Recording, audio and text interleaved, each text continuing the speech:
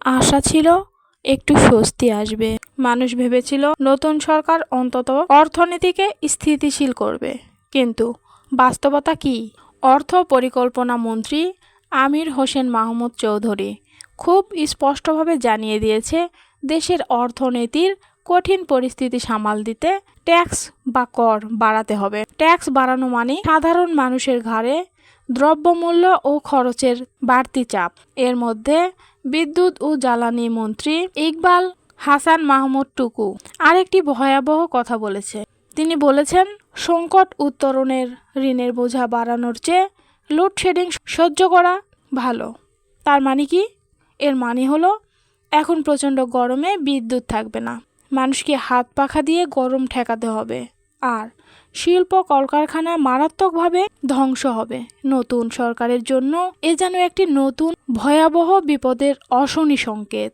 অর্থনীতি ও জনজীবনে এই রকম চাপ যদি মানুষের ঘাড়ে পড়ে, তবে বিএনপি সরকার খুব দ্রুত জনরোষের মুখে পড়বে। নতুন সরকারকে একটি বিষয় খুব ভালোভাবে বুঝতে হবে। তারা যদি মনে করে থাকেন জুলাই গণ অভ্যুত্থান শুধু চাকরির কোঠার জন্য হয়েছিল, তবে তারা ইতিহাসের ভুল পাঠ নিচ্ছেন। কোটা আন্দোলন দমনে সরকারের বর্বরতা হয়তো চূড়ান্ত বিস্ফোরণ ঘটেছিল, কিন্তু মানুষ আসলে আগে থেকেই প্রচণ্ড ক্ষিপ্ত ছিল। শেখ হাসিনার সরকারের উপর একটু পেছনের ইতিহাস দেখুন। শেখ হাসিনা 2013 সাল থেকে এ পর্যন্ত 9 বছরে 2টি ভুয়া নির্বাচন, গুম, বিচার বহির্ভূত হত্যা, দায়ী মামলা এবং ডিজিটাল আইনের মাধ্যমে বাক স্বাধীনতা কেড়ে নিয়েছিল। মানুষ ক্ষিপ্ত হলেও তখন কিন্তু তারা রাস্তায় নামেনি। কেন? কারণ অর্থনীতি তখনও ভালো ছিল, দ্রব্যের দাম কম ছিল। 2007 সাল থেকে 8 সাল পর্যন্ত ফখরুদ্দিন মোহাম্মদ মঈনুদ্দিন সরকারকে বিদায় নিতে হয়েছিল। বার্ষিক মন্দা, চালের দাম 20 টাকা থেকে 40 টাকা হওয়া, শীতে এবং বন্যার কারণে অর্থনীতি ভেঙে যাওয়ার কারণে। পেটে ভাত থাকলে মানুষ সাধারণত স্বৈরাচারও মেনে নেয়, কিন্তু পেট খালি হলে মানুষ রাজপথ কাঁপিয়ে দেয়। জুলাই বিপ্লব ছিল সেই খালি পেটেরই বিস্ফোরণ। 2000 সাল থেকে শেখ হাসিনা ক্ষমতায় আসার পর বিশ্ব অর্থনীতি ঘুরে দাঁড়াতে শুরু করে। জ্বালানির দাম কমে যায়। একে বলতো হাসিনার ম্যাজিক, কিন্তু আসলে পুরোটাই ছিল বৈশ্বিক সুবিধা। সে সময় একটি বিশাল নিম্ন মধ্যবিত্ত শ্রেণী তৈরি হয়, যারা খাওয়া পড়া নিশ্চিত করতে পেরেছিল। এই শ্রেণীটি 2014-2018 সালের ভোগে নির্বাচনে চুপ ছিল, কিন্তু এই শ্রেণী অর্জিত সুযোগ সুবিধা আঘাতপ্রাপ্ত হয়। 2020 সালে করোনা মহামারীর সময় অর্থনৈতিক কার্যক্রম সম্পূর্ণ বন্ধ হয়ে যায়, লকডাউন দেওয়া হয়েছিল। তাছাড়াও বাংলাদেশের মতো ইনফরমাল ইনকামি দেশের জন্য সম্পূর্ণ আত্মঘাতী লাখ লাখ মানুষ কাজ হারায়। ঠিক সেই সময় রুগ্নতা প্রকাশ পায়। লকডাউনের পর এলো রাশিয়া ইকোনমি, আমদানি ব্যয় বাড়ল, আর শেখ হাসিনা বড়াই $49 মিলিয়ন রিজার্ভ কমতে শুরু করলো। আর এই পতনের চেন রিয়াকশনটা ত্বরান্বিত করলো। ব্যাংক থেকে হাজার হাজার কোটি টাকা ঋণ নিয়ে বিদেশে পাঠায়, রেমিটেন্স এবং রপ্তানি ডলার আসে। ঠিক সেই সময় শেখ হাসিনা 2 অযোগ্য গভর্নর ডলারের দাম কৃত্রিমভাবে 94 টাকা ধরে রেখে তেলের ঠুকলেন আমদানিকারক ব্যাংকেরা। এলসি পাচ্ছিল না, কালোবাজার 127 টাকা ডলার কিনতে হচ্ছিল, ফলে সব পণ্যের দাম হু হু করে বেড়ে যায়। অন্যদিকে রেমিটেন্সের ডলার দেশে আনলে ব্যাংক দিত মাত্র 94 টাকা।